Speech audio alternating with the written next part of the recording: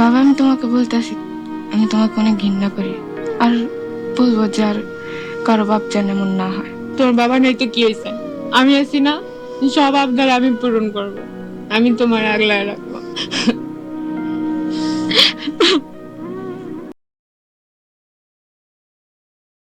মৃত্যু। আমি নওগাঁ থেকে আসছি। খুব অল্প বয়সে একজনের প্রেমে পড়ি।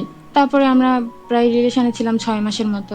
পরে আমার বাড়ি থেকে যখন জানতে পারে, বিয়ে দিতে রাজি না, কারণ ওর আর্থিক অবস্থা ভালো ছিল না। তারপর তো আমি বলছি যে আমি যদি বিয়ে করি আমি ওরাই বিয়ে করব।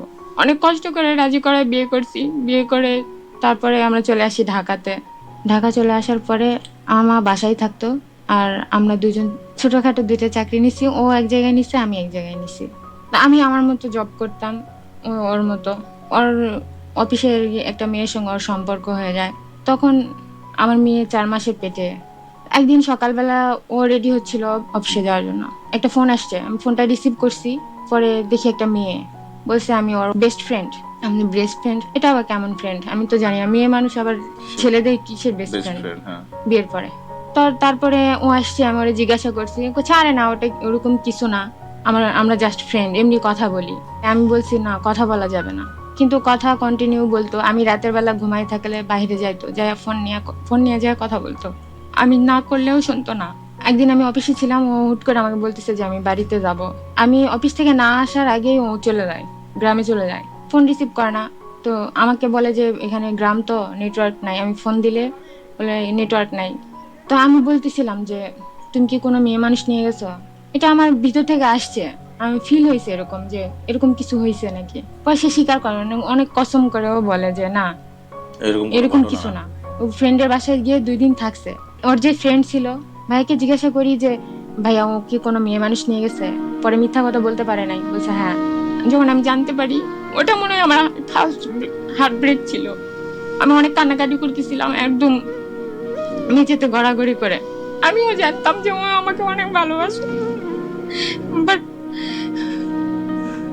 মানে অনেক খারাপ ভাবে বিশ্বাসটা আমার ভাঙছে।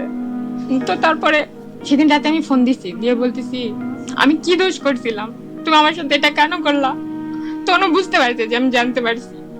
তখন আমারও বলতেছে, আমার সবসময় পাখি বলে ডাকতো, আমি তোমার অনেক ভালোবাসি, আমার ভুল হয়ে গেছে, আমার মাফ করে দাও, আমি আসতেছি বাসায় বলে। পরের দিন আসে সে, সবার কাছে মাফ চাই, আমার ভুল হয়ে গেছে, আমি এরকম আর কোনোদিন করবো না। আমিও ভাবছি যে ছেলে মানুষ তো একটা ভুল হইতেই পারে, আমিও মাফ করে দিছি তার। ও বলে যে আমি ওর সাথে আর আমি কোনোদিন কথা বলবো না। কিন্তু মেয়ে ওখানেই চাকরি করতো, কথাও বলতো, রিলেশনও কন্টিনিউ ছিল। ফোন নিয়ে বাইরে চলে যাইতো রাতে 3টা, 2:30, 2টা বাজে এরকম। তো আপনার প্রেগনেন্টের সময়গুলো তো অনেক খারাপ গেছে। অনেক কষ্টে কাটছে আমার। একদিন আমি উঠছি, উঠে দেখি ও নাই। পরে দেখি অনেক মানে বাসা থেকে অনেক দূরে, ওখানে গিয়ে মানে একা বসে থেকে কথা বলতেছে। পরে আমি ওখানে গিয়ে, তুমি কার সঙ্গে কথা বলছো দেখি।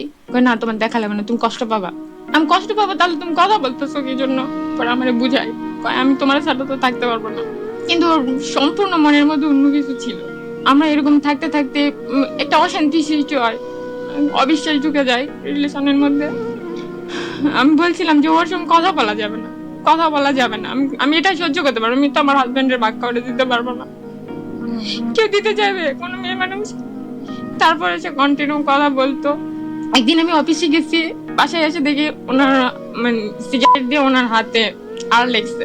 ওই মেয়ের নাম? হ্যাঁ, আর লেগে ওটা মানে ব্যান্ডেজ দিয়ে পাচায় রাখছে। দেখার পরে আমি তো কষ্ট পাইছি, কার নামের অক্ষর? মেয়ের নামের অক্ষর লেখছো, মেয়ের কি অনেক ভালোবাসো তুমি? তাহলে তুমি আমার সঙ্গে আসো কেন? পরে বলে আমি ওরা ভালোবাসি না, এটা এমনি লিখছি, এটা আমি এমনি লিখছি। পরে কিছুদিন যাওয়ার পরে আমারে বলে, আমি কিছুদিন হচ্ছে একটা মেসে থাকি, তুমি তোমার মায়ের এখানে চলে যাও। তো সব ঘরের যেগুলো ফার্নিচার ছিল দিয়ে আমাকে ওখানে পার করে দিও। ও মানে একটা, আপনার মায়ের কাছে আপনাকে পাঠিয়ে দেয়? হ্যাঁ। তো আপনি এই সুযোগ কেন দিলেন না? আমি তো দিতে চাইনি, কিন্তু জোর করে তো কাউরে আটকায় রাখা যায় না। ব্যাপারটা জোর করে করেছিল সে? অনেক অশান্তি করতো। তারপরে আমরা যে এলাকায় ছিলাম ওই এলাকায় সে একটা ম্যাচে ওঠে। এর মধ্যে অনেক কয় মাস চলে যায়, আমার সঙ্গে দেখা করে প্রতিদিন। তখন অলরেডি আমার 8 মাস চলে। তো আমি বাচ্চা পেটে নিয়ে চাকরি করছি। তো আমি ভালো মন্দ রান্না করলেও ও নিয়ে যাচ্ছে, নিয়ে যেয়ে খাচ্ছে, আবার আমার সঙ্গে কথা বলতেছে। পরে এলাকার ছেলেপেলেরা আছে যারা, ওরা এসে আমাকে জিজ্ঞাসা করে যে ভাবি আপনি কি জানেন আপনার হাজবেন্ড একটা মেয়েকে নিয়ে আসছে, এটা জানেন? আমি বলি না তো। ওরা নাকি ওকে জিজ্ঞাসা করছে, পরে ও নাকি বলছে যে আমি বলছি বিয়ে করতে। আপনি অনুমতি দিয়েছেন তাই হ্যাঁ, বলেছে? পরে আমি ওই অবস্থায় যাই, গিয়ে দেখি দুজনে বসে আছে, টিভি দেখতেছে। সে আর একটা মেয়েকে বিয়ে আরেকটা করে মেয়ে সুন্দর বিয়ে মতো করে, টিভি হ্যাঁ। দেখছে। তো আমি ওখানে গিয়ে অনেক ভেঙে পড়ি। ওটা দেখে আমি বলি তুমি এটা কি করছো, তুমি এটা কিভাবে করতে পারলা? এলাকার লোকজনেরা বলছিল যে থানায় ধরাই দিবে, পুলিশ দিয়ে ধরাই দিবে। আমি বলছি না, কিছু করতে হবে না, আপনি শুধু শোনেন ও আমার সঙ্গে থাকবে না ওই মেয়েরে নিয়ে থাকবে। প্রায় 100 বেশি লোকজন ছিল ওখানে। ও ওই মেয়েটারে বেছে নেয়, বলে আমি ওর সঙ্গে থাকবো, আপনার সাথে থাকবে না? আমার সঙ্গে থাকবে না। পরে আমি বলছি যে তাহলে আমার সঙ্গে যখন থাকবে না তাহলে ওর কিছু বলার দরকার নেই, ছেড়ে দেন চলে যাক। পরে চলে গেছে। মেয়েরে 5 বছর পর্যন্ত অনেক কষ্ট করে মানুষ করছি আমি আর আমার মা। চাকরি তখন থেকে চাকরি করেন? হ্যাঁ, চাকরি করি, চাকরি কন্টিনিউ চলতেছে। আর বিয়ে শাদী করেন না, এটা তো আমি ভুলে ভাবতেও পারি না। অনেক কষ্ট করে আমি ওরা মানুষ করছি। মেয়েকে মাদ্রাসায় দেই, আমি একটা ছোট জব করি, পড়াশোনার খরচটা সব আমি চালাই। কোনো যোগাযোগ? যোগাযোগ করে, কথা বলে, মাঝের মধ্যে এমনি আসে, দেখা করে, বলে মেয়েকে ভালোবাসে অনেক, কিন্তু সে আমাদের যেটা বলে আর ওখানে যেটা দেখায় সম্পূর্ণ আলাদা। আপনার মেয়েকে আপনি নিজে থেকে এত বড় করে মানুষ করেছেন। হ্যাঁ। আপনার মেয়ের বয়স কত এখন? 12+। আর ও তো চলে গেছে, আর মনে হয় না আর আসবে। না, আমিও চাই না, আমি চাই না আমার আসুক আমার জীবনে। আমি কোনোদিনই চাই না আমার জীবনে আর আসুক। আমি ভুলে যেতে চাই।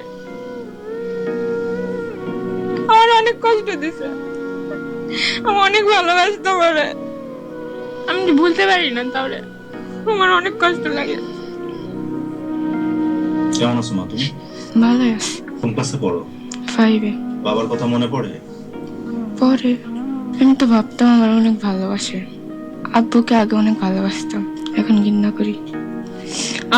ও আমাকে বলে তুমি কেন ওর সাথে কথা বলো, কথা বলার দরকার নেই। আমি মেয়ে, আমার জন্য মায়া করে না, তুমি তো পরের মেয়ে, তোমার জন্য কি মায়া করবে? মনে হয় যে সবাই বাবার সাথে ঘুরে, আমি কেন পারলাম না, অনেক আফসোস হয়। আর বলবো যে আর কারো বাপ যেন এমন না হয়। আমি আব্বুর আগে অনেক ভালোবাসতাম, কিন্তু বাবা আমি তোমাকে বলতেছি আমি তোমাকে অনেক ঘৃণা করি। আমার আম্মুরও অনেকবার বলছে ওই লোকের সাথে কথা বলবে না, আমার আম্মু শোনে না। আমি আমার মেয়েকে অনেক ভালোবাসি, ও আমাকে অনেক ভালোবাসে। ও জানে ও আমি ছাড়া আর কেউ নাই, আর ও ছাড়া আমার কেউ নাই। সত্যি আমাদের কেউ নাই। ও বলতো যে আমি আমার মেয়েকে অনেক ভালোবাসি, পরি পরি বলে ডাকতো, কিন্তু এখন একটা ফোন দিয়ে খোঁজ নেওয়ারও প্রয়োজন মনে করে না। নিজের সন্তানের থেকে অন্য মেয়েরা কি অনেক বেশি প্রিয় হয়? তোর বাবা নাই তো কি হয়েছে, আমি আছি না, সব আবদার আমি পূরণ করব, আমি তোমার আগলায় রাখবো।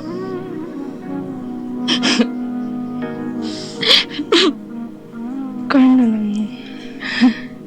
আপনি মেয়ের মা, আপনি মেয়ের বাবা। হ্যাঁ, সব আবদার আমি মেটাই, বলার আগে আমি সবকিছু করে দেই। মা ঈদের ড্রেস কিনেছো, এখন তো রোজার মাস। আজকে কিনে দেবো। শুনলাম তুমি তোমার মায়ের সাথে আজকে ঈদের শপিং করতে যাবা। তো আমাদের লাভগুরু স্টুডিও থেকে, আমাদের তরফ থেকে তোমাদের জন্য একটা ছোট্ট উপহার মা তোমাকে। আচ্ছা